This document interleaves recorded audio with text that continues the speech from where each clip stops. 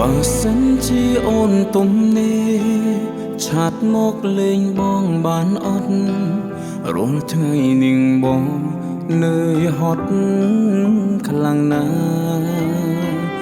ជីវិតមួយនេះជួបការរំខានខួរក្បាលមិនដែលស្រឡាញ់ចិត្តជាប់ខ្នងបាត់អងមនុស្សល្អក្បែរកាយក្លាយជាមនុស្សម្នាក់ឯកាបំផុតជួបទុកគ្មានអ្នកជួយស្រាយមនុស្សធ្លាប់តែរីករាយត្រូវចប់ហ៊ានក្បត់មនុស្សស្មោះទៅស្មោះមនុស្សក្បត់អូនអត់ទុំឲ្យបងបានទេមិនសូមអ្វីច្រើនទេត្រឹមឆាតមកច្រំដៃឆាតមកខ្ញុំបន្តិចតើបានទេនឹកឃើញដល់អូនមុនទេពេលដែលបងឯកាបងល្ងងពិតមែនដែលជ្រឹងយកគេទៅចោលរៀមរាពេលនេះទើបដឹងថាបងធ្វើខុសចង់ឆាប់ទៅអូនតែក្នុងបេះដូងលែងខ្លាហានចង់សរសេរពាក្យសុំទងក៏យ៉ានព្រោះក៏មកគ្មានសិទ្ធិនិយាយឬឆាប់ដោយផ្ទាល់តែបងសូមផុស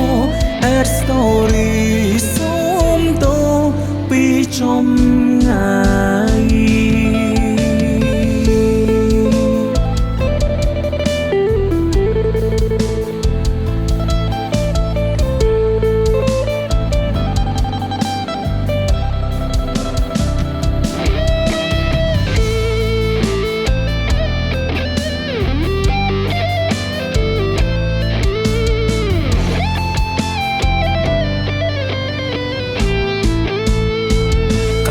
ជាមនុស្សម្នាក់ឯកាបំផុតជួបទុកគ្មានអ្នកជួយស្រាយមនុស្សធ្លាប់តែរីករាយត្រូវចោមហ៊ានក្បត់មនុស្សស្មោះទៅស្មោះមនុស្សក្បត់អូនអត់ទុំឲ្យបងបានទេមិនសូមអ្វីច្រើនទេត្រឹមឆាតមកច្រំដៃឆាតមកខ្ញុំបន្តិចតើបានទេនឹកឃើញដល់អូនមុនទេពេលដែលបងឯកា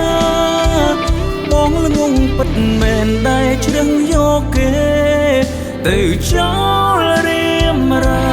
ពេលនេះទើបដឹងថាបងធ្វើខុសចង់ឆាប់ទៅអូនតែក្នុងបេះដូងចង់សរសេរពាក្យសុំទោសក៏យ៉ាព្រោះកំហុសគ្មានសិទ្ធិនិយាយឬឆាប់ដោយផ្ទាល់តែបងសូមផុស add story